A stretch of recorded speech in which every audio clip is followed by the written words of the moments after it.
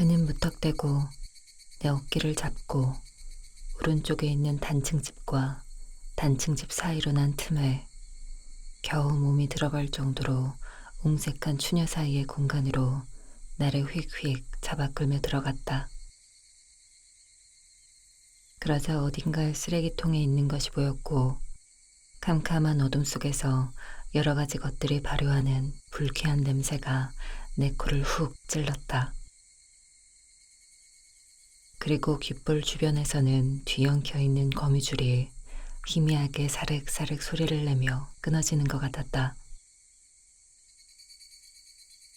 나보다 대여섯 걸음 앞에 가고 있던 소노무라는 어느새 그곳에 멈춰서서 숨을 죽이고 왼쪽 덧문의 옹이구멍에 얼굴을 들이대고 있었다.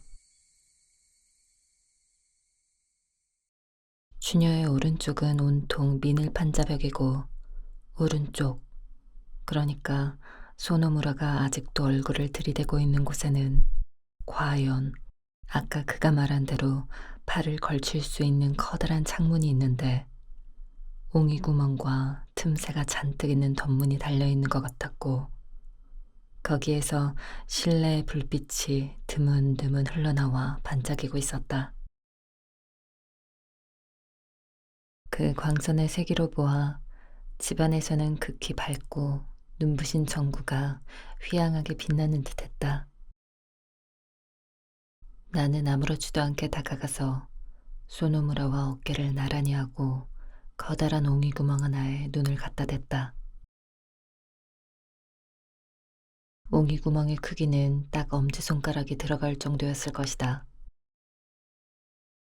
지금까지 문 밖의 어둠에 익숙해져 있던 내 눈은 그곳에서 안을 들여다본 순간 강한 전등빛에 노출되어 잠시 동안 보이지가 않아 단지 눈앞에 두세 개의 그림자가 어른거리는 것을 멍하니 바라보았을 뿐이었다. 내게는 오히려 내 옆에 서 있는 소노무라의 거친 숨소리가 더 잘 들렸다. 그리고 죽은 듯이 조용한 가운데 그의 손목시계의 째깍거리는 소리가 마치 흥분한 심장 박동 소리처럼 들렸다. 하지만 1, 2분 사이에 나는 차츰 시력을 회복했다. 처음에 내가 본 것은 세로로 똑바로 쭉쭉 뻗어있는 엄청나게 새하얀 기둥 같은 것이었다. 그것이 이쪽으로 등을 향하고 앉아있는 한 여자의 아름다운 옷깃 아래로 이어지는 긴 목덜미의 근육줄기라는 사실을 알기까지는 몇 초의 시간이 더 필요했던 것으로 기억한다. 사실을 말하자면 그 여자의 위치가 창가에서 너무 가까워서 옹이구멍을 거의 막을 지경이었기 때문에 그것을 인간의 뒷모습이라고 식별하는 것은 상당히 어려웠다. 나는 그래봐야 겨우 틀어올린 머리를 납작하게 누른 그녀의 머리 부분부터 시커멓고 쪼글쪼글한 사로 된 여름 하우리를 걸친 등의 일부분을 보았을 뿐으로 허리 아래쪽 상태는 내 시야 밖에 있었다. 그다지 넓지도 않은 방 안에는 무슨 까닭인지 매우 강력한, 적어도 50촉 이상으로 생각되는 전구가 켜져 있다. 내가 처음에 여자의 목덜미를 새하얀 기둥으로 느낀 것도 무리는 아니었다. 조금 고개를 숙이고 앉아있는 그녀의 목덜미부터 옷을 뒤로 젖혀 입어 드러난 등까지 짙은 분을 꼼꼼히 바른 희반죽 같은 피부가 휘황한 전등 아래 드러나서 타오르는 듯이 빛을 반사하고 있었다. 나와 그녀의 거리가 얼마나 가까웠는지는 그녀의 옷에 뿌린 향수 냄새가 달콤하고 부드럽게 내 코를 덮친 것으로도 충분히 짐작할 수 있었다. 나는 실제로 그녀의 머리카락 한 올 한 올을 셀 수 있을 정도였다. 그 머리카락은 아마 지금 막 묶어 올린 것이 아닌가 싶을 만큼 산뜻하고 윤이 났다. 새 북부처럼 부풀어 오른 양쪽 살쪽도 확 달려들어 껴안고 싶을 정도였고, 멋지게 뒤로 뺀 산뜻한 머리도 한 가닥 흐트러짐 없이 마치 가발처럼 검게 빛나고 있었다. 그녀의 얼굴을 볼 수 없는 것은 유감스러웠다.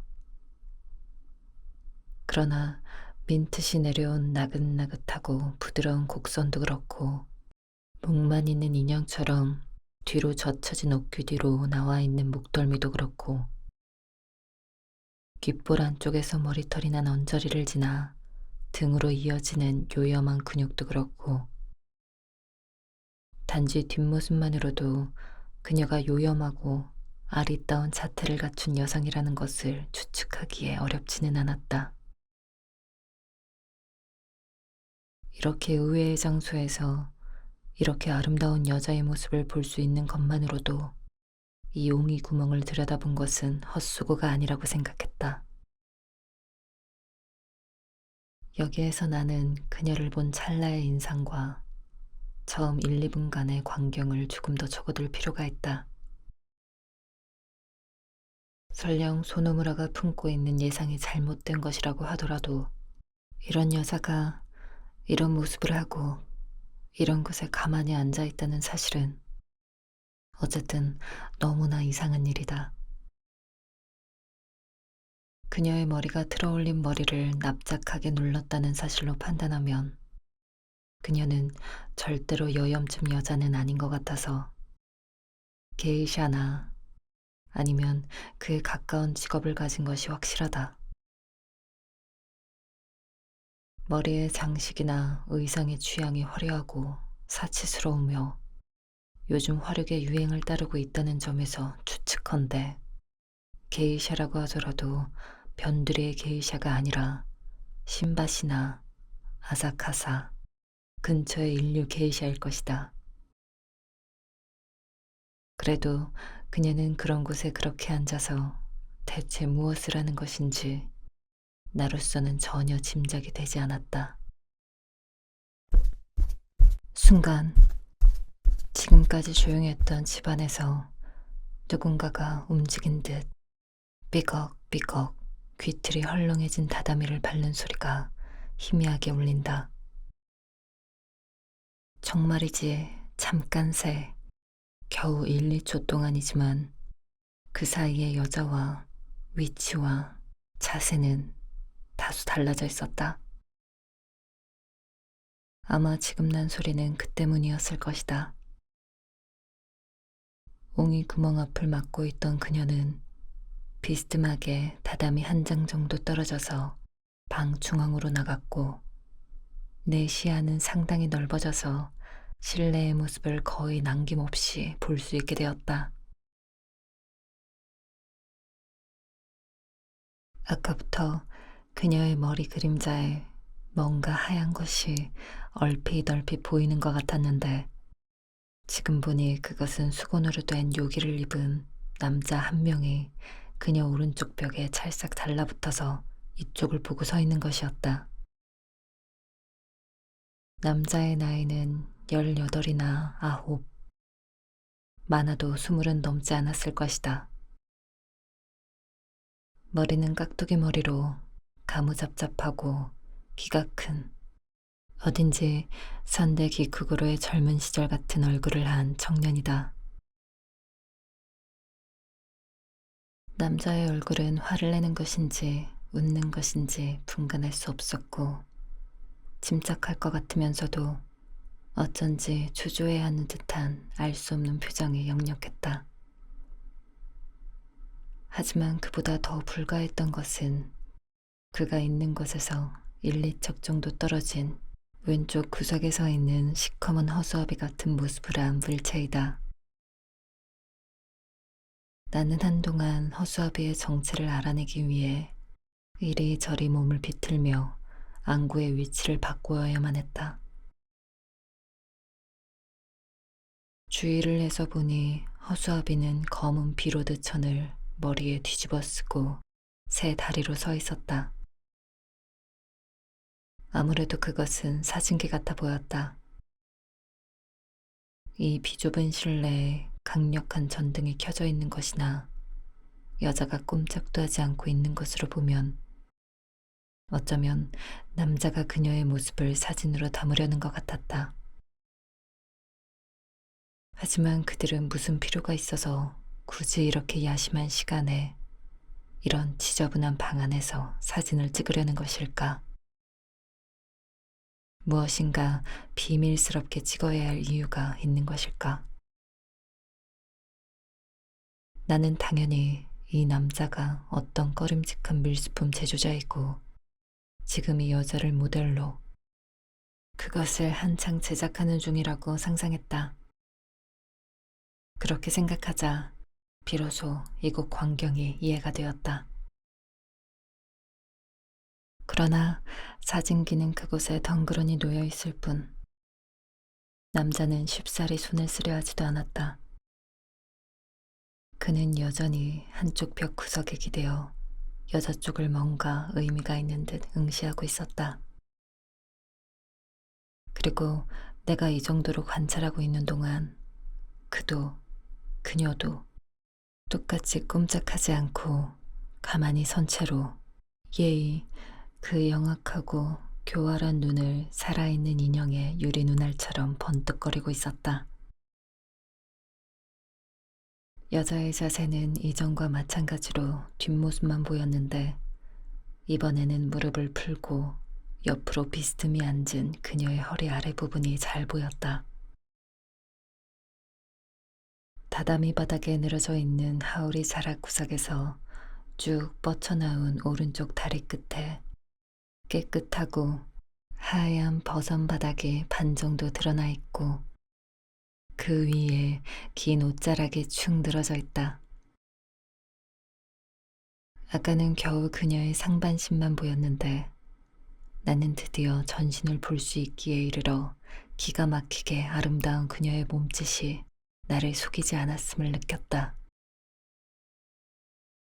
얼마나 요염하고 얼마나 나긋나긋한 모습인가.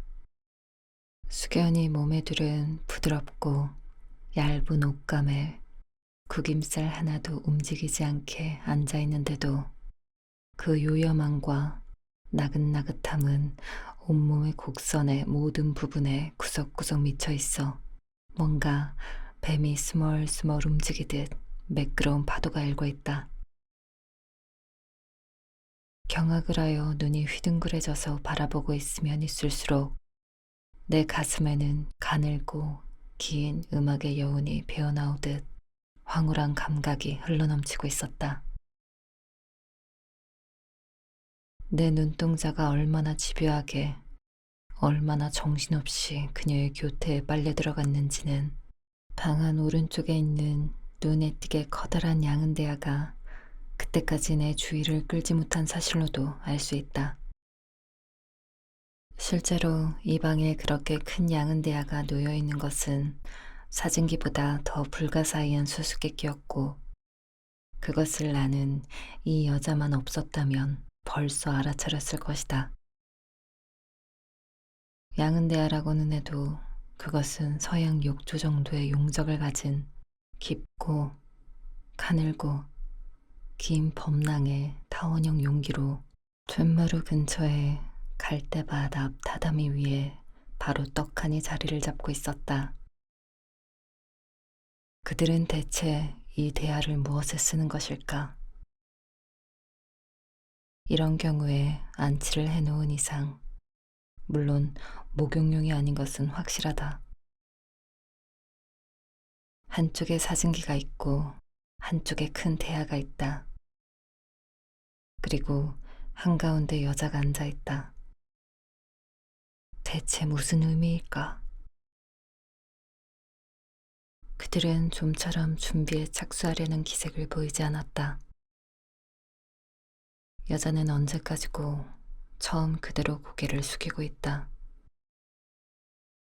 남자도 막대기처럼 우두커니 서 있을 뿐으로 여자의 모습을 계속 노려보고 있다. 찬물을 끼얹은 듯이 조용한 심야에 이 실내에서 유일하게 소리도 없이 움직이는 것은 남자의 눈동자뿐이다. 그 눈동자도 오로지 여자의 가슴 주변에서 무릎 주위만을 빤히 쳐다볼 뿐 절대로 다른 곳은 보려 하지 않는 것 같았다. 사진을 찍기 위해서 위치를 선정하고 있는 것 치고는 너무나 기괴한 눈의 움직임이다. 하지만 나는 일단 확인차 그 눈동자에서 바라는 날카롭고 도끼서린 시선을 따라 남자의 주의가 어디로 집중되고 있는지 살펴봤다. 아무리 다시 봐도, 아무리 생각해봐도 남자의 시선은 의심의 여지 없이 여자의 가슴에서 무릎 위까지를 떠돌고 있다. 뿐만 아니라 고개를 숙이고 있는 그녀 자신도 그녀의 가슴과 무릎 위를 응시하는 느낌이 들었다. 뒷모습으로 판단하면 그녀는 좌우 팔꿈치를 조금 뻗어서 마치 재봉을 할 때와 같은 자세로 두 손을 무릎 위로 가져가서 그곳 위에 있는 무엇인가를 만지작거리고 있다. 그것을 알고 봐서 그런지 그녀의 무릎 위에는 뭔가 검은 덩어리 같은 물체가 꿈틀거리고 있고 그것이 그녀의 몸 그림자가 비치는 앞쪽 다다미 위에까지 툭 튀어나와 있는 것 같았다. 누군가 남자가 그녀의 무릎을 베고 누워있는 것은 아닐까. 문득 내가 이런 생각을 하는 순간 갑자기 쿵 하고 무거운 물체를 질질 끄는 듯한 소리가 바닥을 울렸고 그녀는 사진기 쪽으로 다시 몸을 돌렸다. 그녀의 무릎 위에는 한 남자가 목을 올려놓은 채 사체가 되어 벌러덩 쓰러져 있었던 것이다.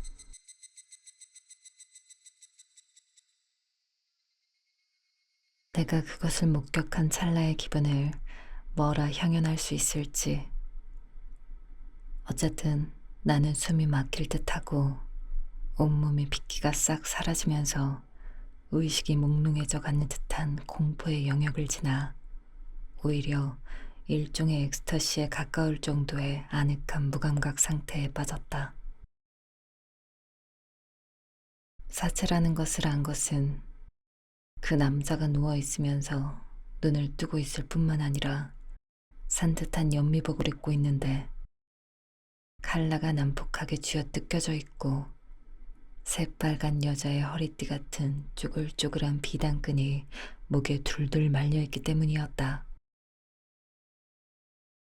그리고 단말마의 고통 상태를 그대로 담은 채로 도망친 자신의 혼을 쫓듯이 허공을 붙잡고 있는 두 손의 끝은 여자의 가슴께에 있는 화사한 청자색 등나무 꽃술을 놓은 장식용 옷깃이 있는 곳에서 딱 멈춰 있었다. 그녀는 다랑어처럼 누워있는 사체 옆구리 아래에 손을 집어넣고 자신의 몸을 비틀어서 그것의 방향을 튼 것인데 방향을 튼 것은 몸통 위쪽 분으로 살이 잔뜩 찐 하얀 조끼가 언덕처럼 부풀어 오른 하복부 이하 부분은 꺽쇠 모양으로 휘어진 채 아까와 같은 방향으로 내던져져 있었다. 아마 그녀의 나약한 팔 힘으로는 그 퉁퉁한 배의 무게를 도저히 감당할 수 없었을 것이다. 그렇게 생각될 만큼 그 남자는 체구가 작은 것 치고는 눈에 띄게 비만하다. 얼굴은 확실히는 모르겠지만 코가 낮고 이마가 툭 튀어나왔으며 술에 취한 듯한 검붉은 피부를 한 30 전후의 못생긴 용모라는 사실만큼은 옆에서 봐도 대략 상상할 수 있었다. 새삼 내 눈에 비친 것은 단순히 남자의 사체만이 아니었다. 고개를 숙이고 무릎 위에 있는 사체의 표정을 바라보는 볼이 풍부한 조각처럼 선명한 얼굴을 한 여자의 옆모습도 지금은 역력하게 내 시야에 들어왔다. 전정에서 대낮같이 환하게 빛을 발하는 전등은 그 아름다운 피부를 비추는 것이 기쁜 듯 여자의 윤곽을 점 하나, 선 하나의 음영도 없이 상세하고 극명하게 드러냈다. 빗살처럼 단정하게 정리된 속눈썹 마지막 한 올까지 헤아릴 수 있을 정도였다. 살짝 내리뜬 눈의 안구 위로 살포시 부풀어 오른 고상한 눈꺼풀, 그 아래로 이어지는 약간 험악하리 많지 높이 솟은 코의 멋진 곡선,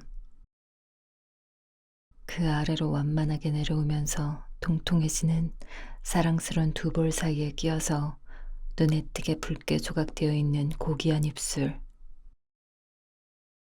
돌출된 아랫입술부터 매끄럽게 떨어져서 얼굴 전체의 피부를 끌어당기며 긴 목선으로 잇고 있는 상냥한 턱. 내 마음은 그런 것들 하나하나를 담아듯이 거기에 머물러 있었다.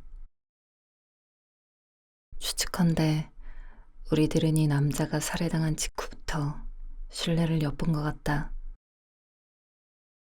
어쩌면 내가 제일 처음에 옹이 구멍에 눈을 댔을 즈음에는 아직 그 남자의 마지막 숨이 남아 있었을지도 모른다.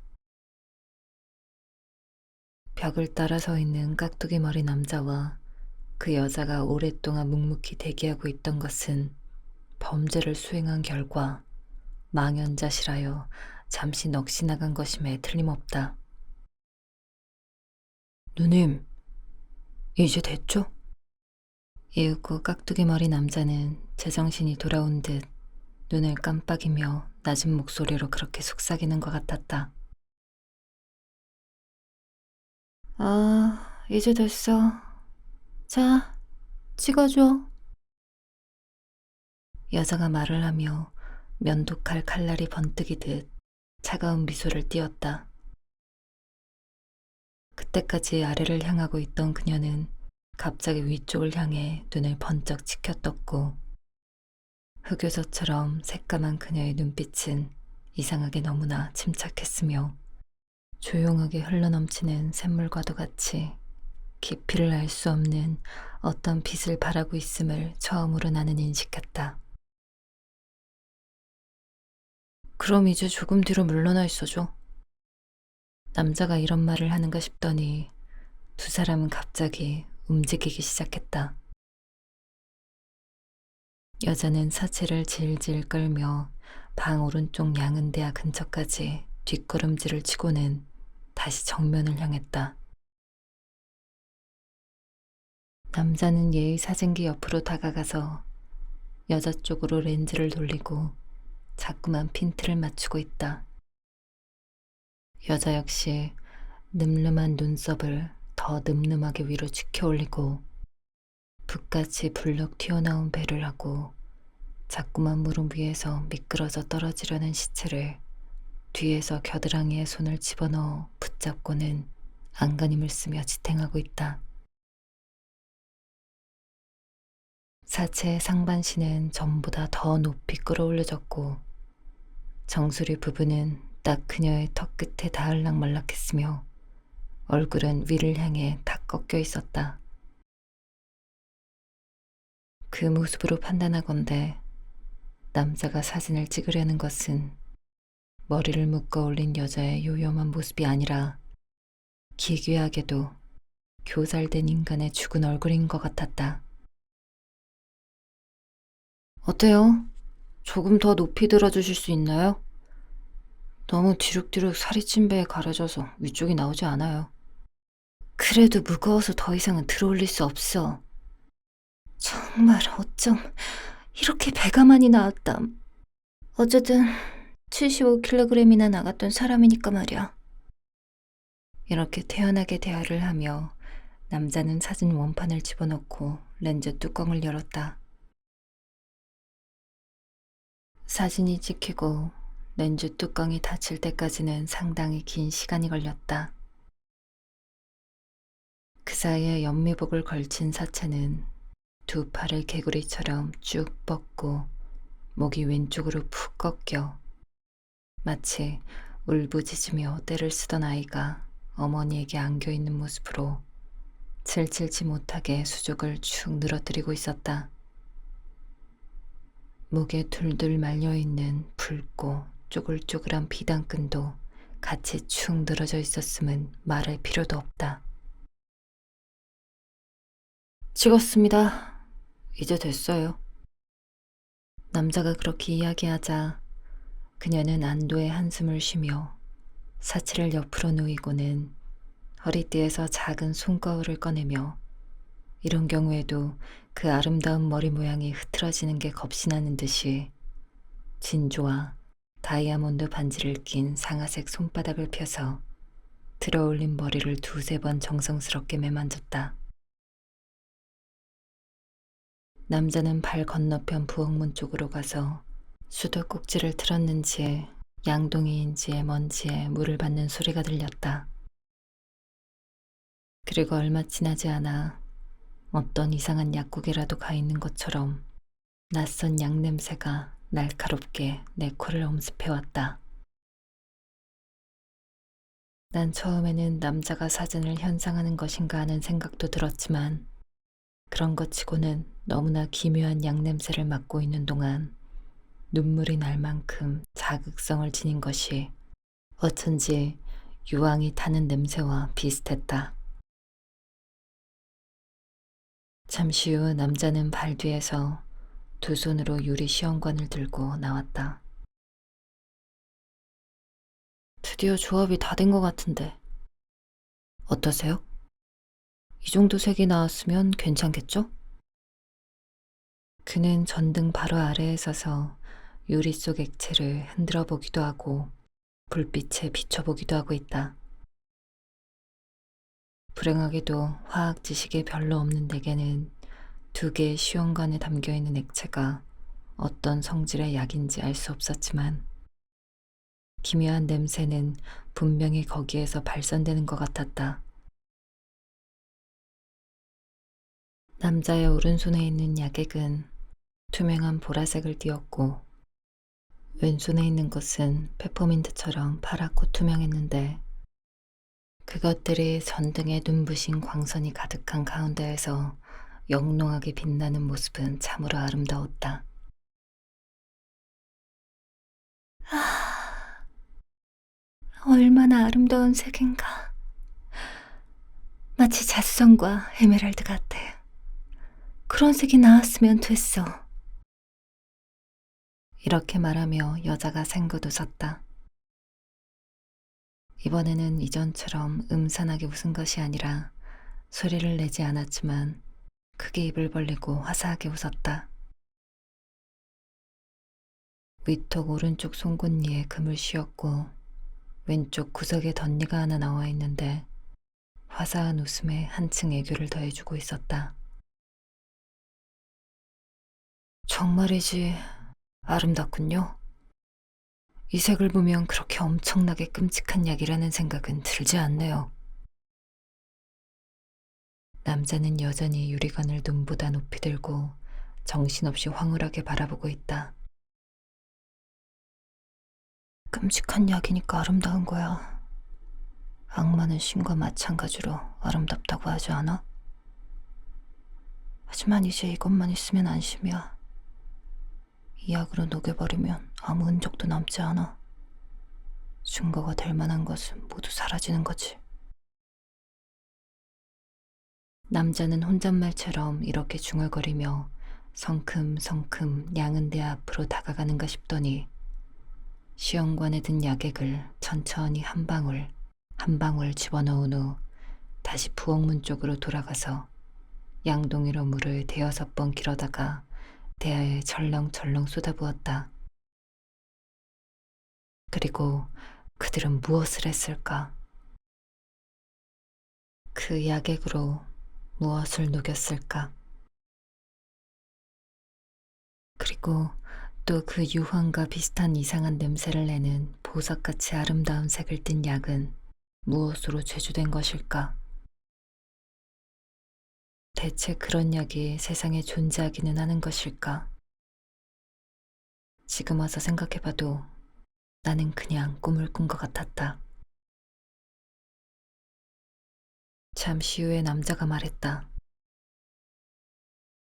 이렇게 해두면 내일 아침까지는 얼추 녹아버리겠죠? 하지만 이렇게 살이 쪄서 일정에 맞춤을 하시처럼은 안 될 거야. 몸이 완전히 없어지려면 시간이 꽤 걸릴걸? 여자가 종용하듯이 대답한 것은 그 사체가 두 사람 손에 안겨서 여전히 연미복을 입은 채로 풍덩하고 약물을 탄 대야 안으로 빠지고 난 후의 일이다. 사체를 담글 때 그녀는 바지런히 작업용 어깨끈을 매고 새하얀 두 팔뚝을 드러냈는데 사체를 집어던지고 나서도 여전히 어깨끈을 벗지도 않고 우물 안에 있는 요한의 목을 들여다보는 살로메처럼 두 손을 욕조 가장자리에 대고 정신없이 수면을 바라보고 있었다. 그 왼쪽 손목에서 7, 8지 정도 올라간 곳에는 루비 눈을 한 황금뱀 팔찌가 대리석같이 하얀 살 기둥에 또아리를 틀고 이중으로 엉켜 있는 것을 나는 생생하게 눈에 담을 수 있었다. 그러나 살해당한 남자의 몸이 어떻게 약에 융해되고 있었는지 유감스럽게도 나는 그것을 자세히는 다 볼 수 없었다. 앞에서도 미리 이야기해둔 것처럼 대안은 서양식 욕조 같은 모양을 하고 높이가 제법 있었기 때문에 완만하게 표면에 떠있는 사체에 부어오른 배와 그 주위에 부글부글 물이 끓어오르듯 생기는 잔잔한 거품을 엿볼 수 있는데 불과했다. 오늘은 약이 아주 잘 듣고 있지 않습니까? 보세요. 이렇게 커다란 배가 팍팍 녹고 있어요. 이 기세라면 내일 아침까지 갈 것도 없겠네요. 깍두기 머리 남자가 이렇게 말하는 바람에 정신이 들어서 다시 주위를 집중해서 보니 놀랍게도 배는 시시각각 조금씩 풍선해서 바람이 빠지는 것처럼 줄어들었고 마침내는 하얀 조끼가락이 완전히 물에 잠겨버렸다. 훌륭한데? 나머진 내일 하기로 하고 이제 편안히 자기로 하자고. 여자는 맥이 탁 풀린 듯이 다다미에 털썩 앉더니 품에서 금태 담배를 꺼내 성냥으로 불을 붙였다.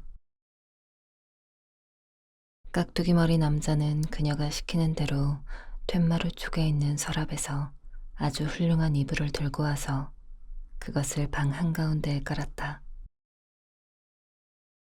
푹신푹신한 솜이 두껍게 들어간 두 장의 요로 아래쪽 것은 고양이 털처럼 윤기가 나는 검은 비로드이고 위의 것은 순백 수자식 비단이었다. 가볍고 촉감이 시원한 마직에 솜을 든 잠옷에는 사라사 문양의 연분홍 장미꽃이 그려져 있었다. 여자의 잠자리를 다 펴고 나서 남자는 바로 옆에 있는 현관 쪽 방으로 가서 자신의 잠자리를 펴는 것 같았다. 여자는 순백색 비단 잠옷으로 갈아입고 늪처럼 푹 들어가는 부드러운 이불 위로 발걸음을 옮겼다. 그리고 눈아가씨 같은 모습으로 일어서서 손을 들어 전등 스위치를 돌렸다.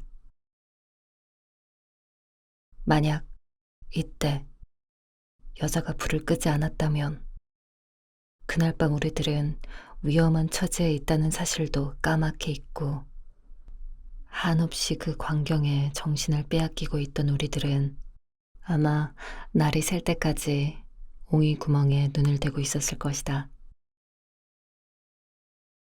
갑자기 실내가 캄캄해져서 나는 내가 1시간이나 전부터 비좁은 골목 안에 계속 서 있었다는 사실을 겨우 깨달았다. 아니, 솔직히 이야기하자면 캄캄해지고 나서도 여전히 우리들은 뭔가 기대를 하는 것처럼 반쯤 멍하니 창문 앞에 서 있었다.